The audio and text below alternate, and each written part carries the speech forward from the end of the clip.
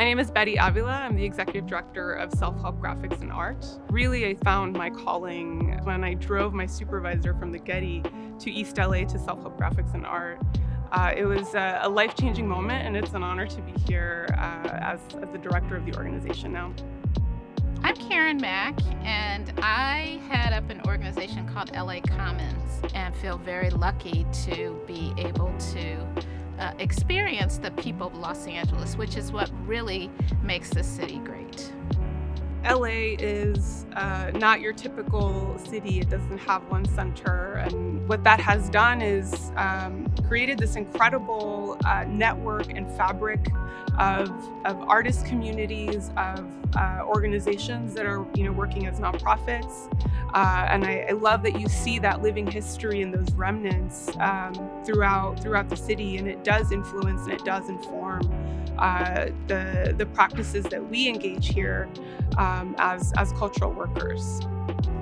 We have so many beautiful cultures in Los Angeles, and often these cultures are submerged because the limelight is given to, celebrities and the narrative of the beach life and, all of these aspects of life which are fairly disconnected from, a city that where 200 plus languages are spoken, and all of those languages represent a different culture.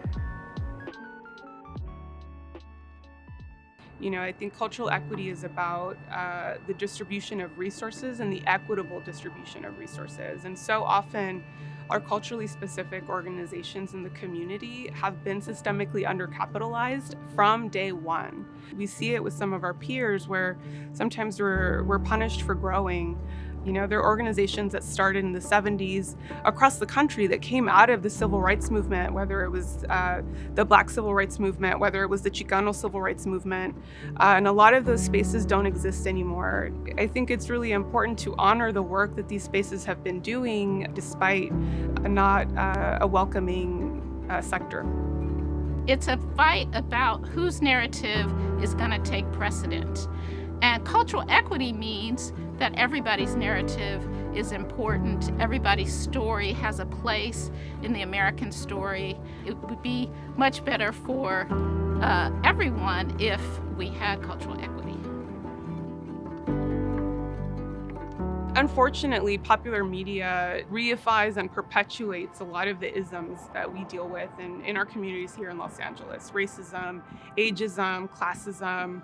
And I think that it often perpetuates these stereotypes that have been around for decades about the city and doesn't actually acknowledge the evolution of our communities, the fluidity sometimes of our communities. Hollywood is a big influence on our culture in Los Angeles. It somewhat distorts what the real Los Angeles is.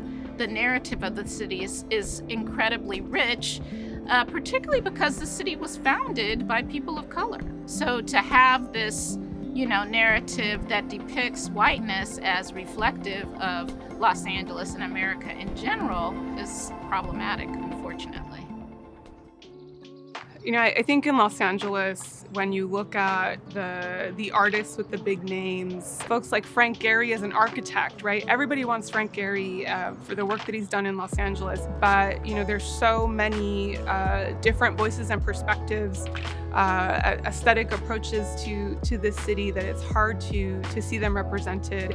Lion's share of the resources that are available to arts organizations go to the Philharmonic, go to LACMA, go to these larger institutions, which I have to give them credit, are working towards being more representative, but that is a historical situation that has meant that groups of other races or other cultures do not get supported in the same way.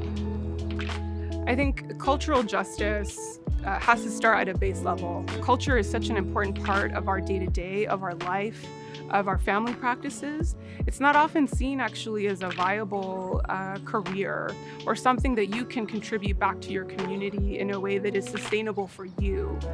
In a sort of setting where cultural justice exists, that a child can grow up in a world where they're seeing themselves in the visual landscape of their city, of their world, whatever corner that is, and that it should not just be, relegated to the people who grew up wealthy enough to go to art school. I always come back to community voice. So how do you support folks who are in Los Angeles's amazing communities in expressing their culture in the myriad of ways and giving them platforms in which to showcase that culture? So in this moment of this incredible racial justice movement, of equity being on the tip of everybody's tongue, we're starting to see a really beautiful and important acknowledgement and recognition of the individuals and the organizations that have been at this work from the beginning. It's the young people who are so amazingly creative. How do I help those who are in their teens and 20s right now to actually come into their own, to come into their authentic self, their possibility to contribute to our cultural landscape so that we are more reflected as a society that is more fully itself. So much incredible artistic talent comes out of these community-led spaces. It's so critical that they have this community-connected platform to start with. Culture is the basis for everything that we do, and our wonderful possibility to be in relationship with each other in a way that allows us to survive and thrive as a society.